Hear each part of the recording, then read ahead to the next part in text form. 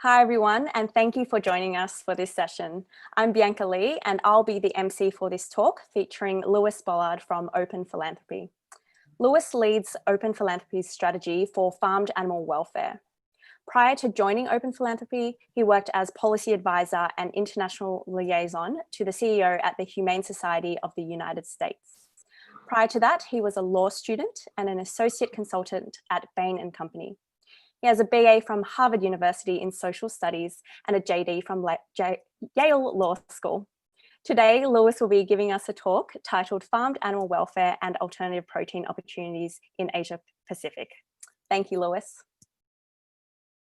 Welcome. I'm so excited that you're joining me for today's presentation on farm animal welfare and alternative protein opportunities in Asia Pacific. The fate of farm animal welfare in Asia Pacific is the most important topic to the fate of farm animals globally. Asia accounts for about half the world's farmed mammals, just over half of the world's farmed birds, and over 90% of the world's farmed fish. Today, I'm going to be covering three different topics. The first is the drivers of these numbers of animals, what's caused those changes, and looking at some of the data behind them and some of the trends we can expect in the future. The second is looking at farm animal welfare progress and opportunities in Asia. And the third is looking at alternative protein prospects, progress, and opportunities in the year to come. So I want to start with what's been behind the rise of factory farming in Asia. And we've really seen some pretty astounding growth trends over the last 50 to 60 years. I'm going to cover on some graphs and then talk about how some of those trends, we expect them to continue over time. The most basic trend is this. This shows global meat production from 1961 through to 2018, the last year for which we have data. And as you can see, outside of Asia, there's been a 2 to 3x increase in global meat production. Within Asia, there's been an astounding 15x increase. So vast majority of the global growth in meat production has come from Asia. And to be clear, that's not just that Asia's become an export center for the world. This is predominantly for consumption and driven by consumption within Asia. So let's break down what that looks like. Well, this is what we see when we look at the 8 largest countries by population in Asia. And this is a total meat supply per person in kilograms per year. So obviously, increasing populations over Asia has been a huge driver in the total increase you saw on the last slide. But the increase in per capita consumption has actually been a much larger driver. And what you notice in particular here is you see how China has risen so dramatically alongside of Vietnam, increasing by about 6x in the span of just 40 years. Notably, there's been far less of an increase in Southeast Asia, and especially in South Asia. What you see is actually that Bangladesh and India, there has been a total increase in meat consumption because of the increasing population, but there hasn't been a significant increase in per capita consumption, despite headlines to the contrary. When we look at what this could look like in the years to come, and this is an aggregate of meat and seafood, and it's in grams per capita per day, not kilograms per capita per year, as the last slide was. We see we can expect a huge amount of the increased consumption in the years to come to be driven by China, Indonesia, and the rest of Asia, countries like the Philippines, Vietnam. One of the key pieces driving those trends we just saw was the fact that we added in seafood there. And for the astounding trends we've seen on increases in meat consumption per capita, we've seen even more astounding increases in seafood consumption per capita, and rising to levels actually far above Western levels. So again, you see here the top 8 countries in Asia.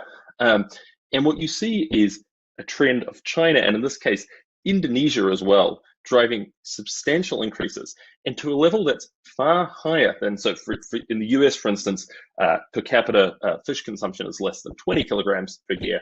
In Indonesia, a much poorer country, we're already seeing levels more than double that. This is what's driven the vast growth in aquaculture in Asia, and particularly in China, where there are now about 40 billion farmed fish, by the best estimates, alive at any point in time, predominantly for this domestic consumption. When we take this to a regional level, you can also see how striking this trend is compared to the rest of the world. In both Europe and the Americas, there have been slight increases in fish consumption since the 1960s, but only slight. In East Asia and Southeast Asia, by contrast, we've seen substantial increases. And although this looks like it's tailing off in 2013, we actually know from other data sources through to 2018 that this trend line has continued to increase, such that East Asian countries and Southeast Asian countries are now consuming far more fish on a per capita basis than people in Europe and the Americas. That's been driving this huge boom in aquaculture. We also see a similar trend on egg consumption. Although Southeast Asia and Southern Asia still lag far behind Europe and the Americas, East Asia now accounts for higher levels of per capita egg consumption than Europe and the Americas, which already had very, very high levels. And this is what's been driving billions of layer hens in caged production in East Asia, and even in Southern Asia, where that trend looks far more slight. Just seeing that growth rate, already accounting for about 800 million hens across India, Bangladesh, and Pakistan.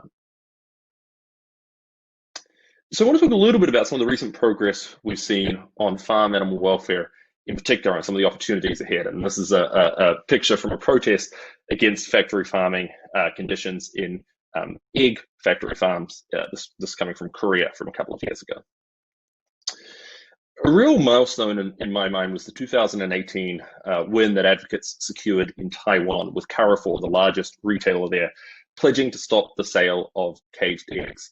I think it's particularly notable that this is a pledge that had only recently started to be taken by Western retailers. So in the United States, you saw retailers taking this pledge in 2016 or 2017. In Europe, seeing it between 2015 and still up to the present day. Some European retailers are still only in the process. So quite significant to see this progress so soon in East Asia, which has relatively less of a history of action on battery cages. Another real milestone was the following year when Tesco Lotus, the largest retailer in Thailand, made a similar commitment to go cage-free. And in their case, also extended that commitment to cover crate-free pork, which is, again, another major commitment that not all US or European retailers have yet made. Another real sign of progress in Asia is seeing this commitment from CP Foods Group, the largest Asian pork and poultry producer based out of Thailand. They came up with a pretty comprehensive farm animal welfare policy over the last 2 years. And just signaling a couple of pieces to me that are particularly significant here, they already have a significantly higher portion of their sows out of crates than Tyson Foods, one of the largest US pig producers, does, and then a lot of other major Western producers do. They've eliminated a lot of the routine mutilations that pigs suffer on pig farms, again, far ahead of the US pork industry on that. And I think particularly noteworthy, they've ended the particularly nasty practice of eye stalk ablation on their shrimp farms, which to me is a really promising sign that their animal welfare policy has extended to shrimp. Something that we have not seen yet in Europe or the United States. We're now seeing continued progress on fast food chains and hotel groups making commitments across Asia. I'm just noting two of the bigger ones here. Last year, Subway made a commitment spanning most countries across Asia. More recently, Burger King made a commitment first in Thailand and then in Indonesia. And this here is a recent photo of a protest from a group called East in Taiwan, pushing for a Burger King to extend that policy across all of Asia and indeed globally. And I'm hoping that with the lifting of COVID restrictions in Asia, we will start to see more of a resumption of these campaigns and more of an opportunity to secure more cage-free pledges across Asia. I also want to quickly note some of the legislative progress and opportunities we've seen on farm animal welfare in Asia. The somewhat crude map reflects my coloring of countries in Asia Pacific based on whether they have any farm animal welfare laws, which is in blue, or none, which is in red, and there are various gradations of that. None of these countries, to be clear, have adequate laws, and in a lot of cases, they are basic standards or they're going unenforced. But I wanted to call out a couple of examples that I think have been particularly promising over the last couple of years. One was Thailand recently announcing that it's developing voluntary cage-free standards to help guide industry. Another was Bangladesh last year passing an animal welfare law that includes farm animals. A few years ago, South Korea upgrading its animal protection law to include explicit subsidies for animal welfare livestock farms that include higher welfare features like cage-free. And then in 2016, Shandong, China's largest poultry producing province, accounting for about 20% of chickens, adopting humane poultry slaughter standards, which I would note is more than the United States is yet to do. And finally, we'd just note on the legislation that it seems like there's real potential for increased progress. This is from a Faunalytics survey from a couple of years ago across the BRIC nations, and just showing that in China and India, although support looks a little lower than it looks elsewhere for a law that would require animals used for food to be treated more humanely, it's still above 50%. And the survey in general showed pretty robust support across these countries. Finally, I want to touch on some of the progress we've seen on alternative proteins in Asia and some of the opportunities in the years to come. Some of the most exciting developments on this score this year were in China. This here is a set of promotions from Beyond Meat with KFC and Taco Bell trialing their products in China earlier in the year. Beyond Meat also announced partnerships with Starbucks, with Alibaba in retail, and with Metro AG, another retailer in China. We've also seen some of the major egg companies like Cargill and Nestle launching new plant-based lines in China. And I think we shouldn't forget too, Chinese homegrown brands on plant-based meat. You see here a burger from Zen Meat, a new startup. Also, a set of products from Whole Perfect Food, which is a more traditional Chinese vegetarian meat supplier. And I think one of the exciting trends we're seeing with the success of companies like Beyond Meat is first seeing more startups that are seeking to imitate them, but provide more of a domestic focus, bringing it into a new market. But we're also seeing the legacy players like Whole Perfect Food here, or in the US, the same things happen with Morningstar Farms and other established vegetarian meat companies, upping their game and introducing new products precisely to respond to and to compete with the new players and the new pressure. There's also been some exciting progress across the rest of Asia, calling out just a couple of headlines from the last year here.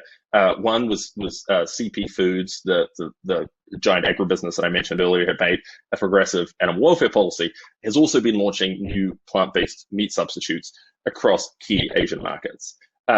This Japanese startup I called out in particular, less because of the relatively small amount of money it raised, but because a significant portion of that money came from a Japanese government fund, which I think is a really promising sign.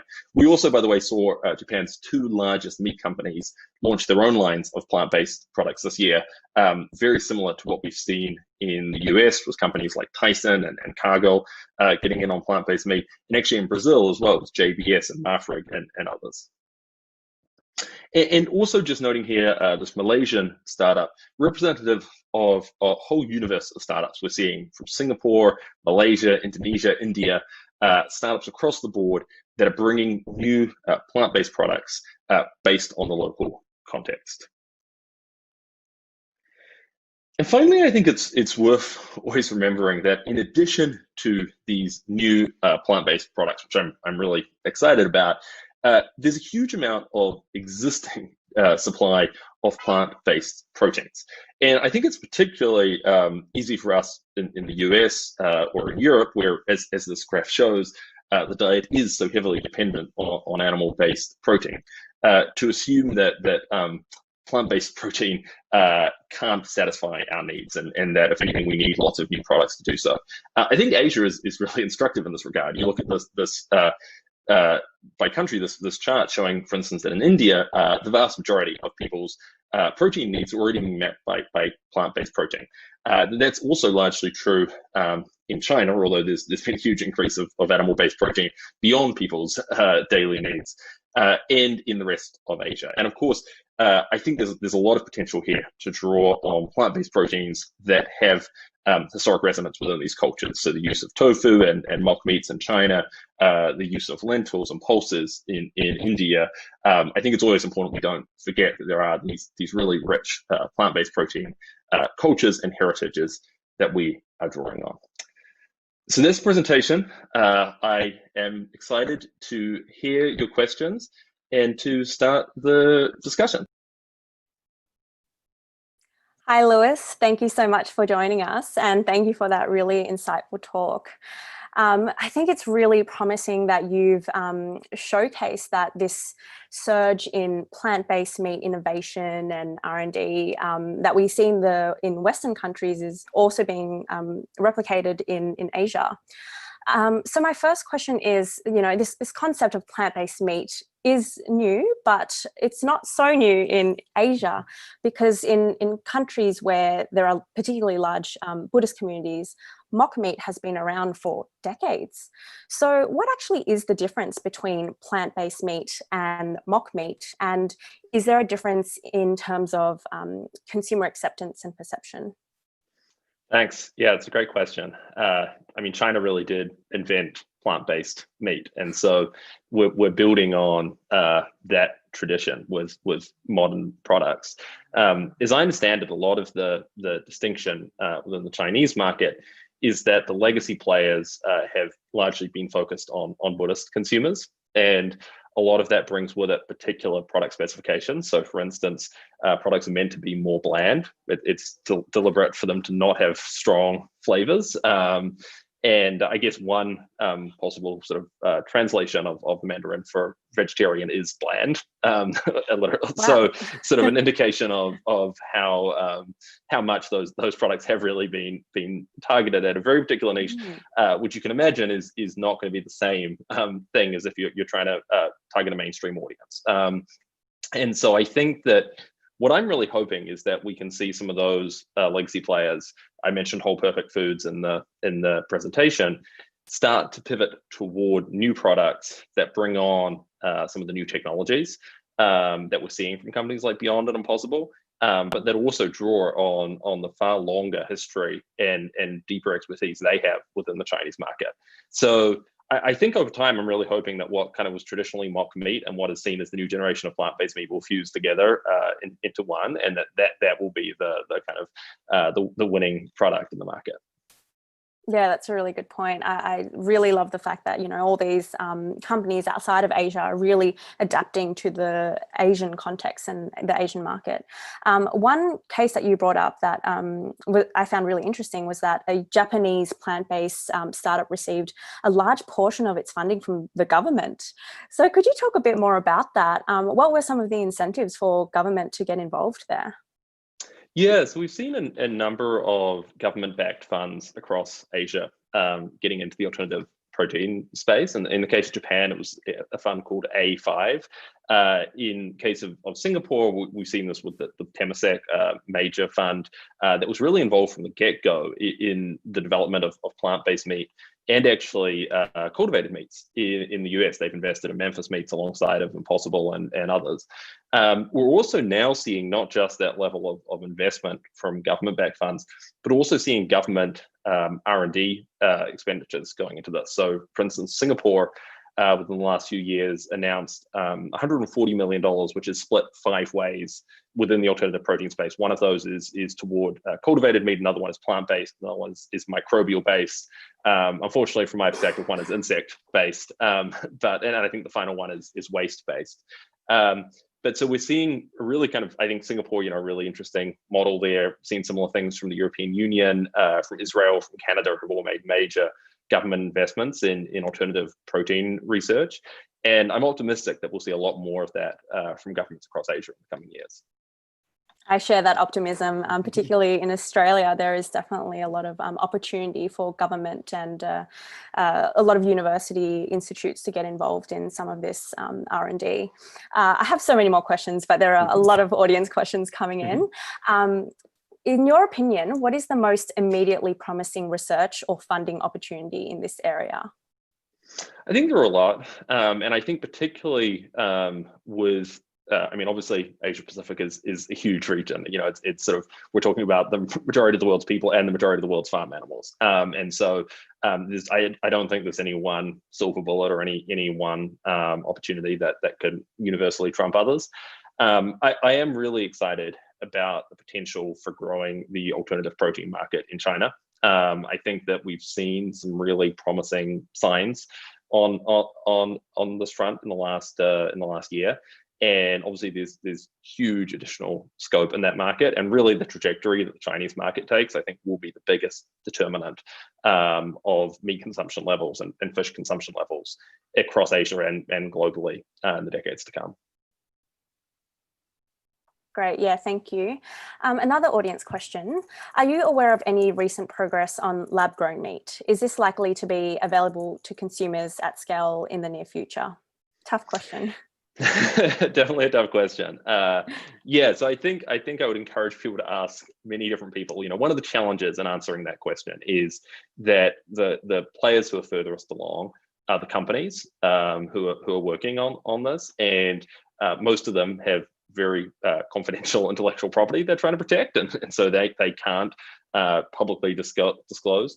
One thing I'd say is that I think there's a big distinction in the at scale in that question. I think we definitely will see cultivated meat products or cell-based meat products on the market in the coming years at some scale. Initially, probably most of the products will be hybrid products. They'll be majority plant-based. But I think we'll definitely see those on sale. I think the question is, when will we see it at a much larger scale? When we see it on sale in retail? When will we see it at an affordable price?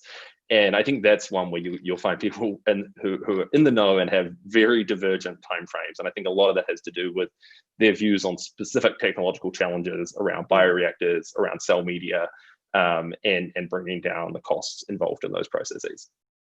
Yeah, and another question that often follows that is, you know, at what point will cultivated meat be like cost competitive to the current meat that we have in supermarkets? It's a really tough question, and everyone gives you a different answer. But yeah, I think it's around the corner in my eyes. Yeah, that's right. I just add, sorry, just add one other thought on that, because I agree. I think that's a really good sort of thing to think about of how we reach the price of the meat we're trying to compete against. The price of different meats varies hugely. And so I think one thing that is very likely in this sector is we'll see cultivated meat initially competing with higher priced meats like foie gras or bluefin tuna, and then getting down to premium beef. And even from premium beef, it's a very long way to get down to the price of chicken, for instance. And so I think, for instance, on seafood, a lot of seafood's already relatively expensive. So there's more scope to compete on price point in a nearer term than with other products. Absolutely. Yeah, that's definitely a good point. And we're running out of time, but I just have one last question. What role do you see taxes playing in the reduction of animal products? And how effective is this mechanism in better representing impact in pricing? Yeah, so I think that animal products certainly right now are underpriced because they are not forced to reflect the externalities, environmental, public health, animal cruelty that they inflict. And so there's certainly a logical case for taxes. I tend to be pretty wary of taxes because the incarnations I've seen them put forward, they tend to be tethered to climate impacts specifically. We've seen that in a couple of countries like the Netherlands. And where that's the case, what they're going to do is drive up substantially the price of beef without substantially affecting the price of chicken. And we know the differential between chicken and beef prices is the biggest driver of chicken consumption, at least in the US market, where it's been well studied. And obviously that means a lot more chicken suffering. Yeah. So we want to avoid those kind of unintended consequences. I think in a lot of places, taxes are also needlessly controversial, but I think it is only a matter of time, I think, before a country does introduce a meat tax. Mm-hmm. Okay, thank you so much, Lewis. There are so many more questions, but if people want to learn more about Open Philanthropy, how can they get in touch or stay updated?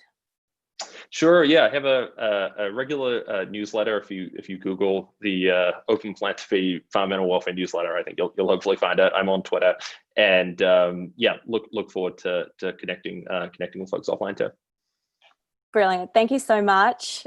Chat soon. Thank Have you. a good day. Thanks. You too. Bye.